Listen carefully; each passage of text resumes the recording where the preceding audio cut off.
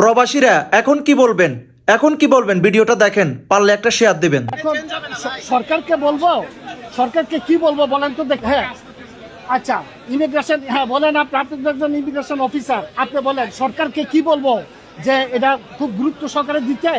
এই যে মানুষগুলো দেখেন তো কি অবস্থা। আপনারা কি হ্যাপি আছেন এই সার্ভিসে? জুড়ে বলেন। এই যে দেখেন, উনি আমাকে বলে সরকারকে বলতাম, উনি সরকারের একজন কর্মচারী না, উনি তো তাদেরকে সিনিয়র না। চেষ্টা কোথায় করতেছেন আপনি? আমি সিঙ্গেল না হয় অপেক্ষা করলাম। এই যে মানুষগুলো, মা বোন ছোট বাচ্চা, এই যে দেখছেন এই বাচ্চাটার অবস্থা।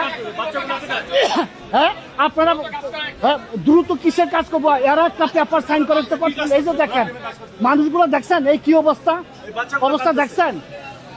এগুলো হলো অবস্থা। আমি আমি আমি প্রত্যেকের দেখেন কতক্ষণ লাগে এই যে ওনারা কাজ করতে।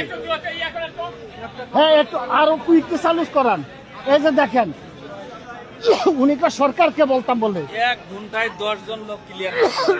হ্যাঁ এই যে অবস্থা দেখেন, প্রত্যেকে ইমিগ্রেশন, এইটা বলে ঢাকা এয়ারপোর্টের ইমিগ্রেশন অবস্থা।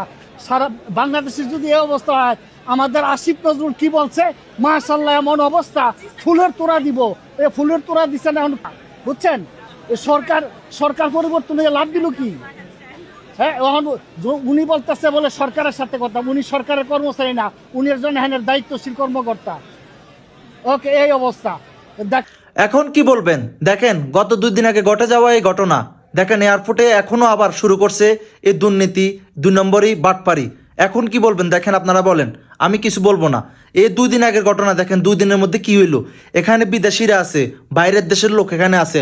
আমাদের বাংলাদেশের অভ্যাস হয়ে গেছে, আমাদের বাংলাদেশের কোনো সমস্যা নেই, বাংলাদেশিদের কোনো সমস্যা নেই। যারা বিদেশিরা এই লাইনে দাঁড়িয়ে আছে তারা কি বলবে, বাংলাদেশের নামে কত বড় বদনামি করবে, এটা আপনারা তো ভালো করে জানেন।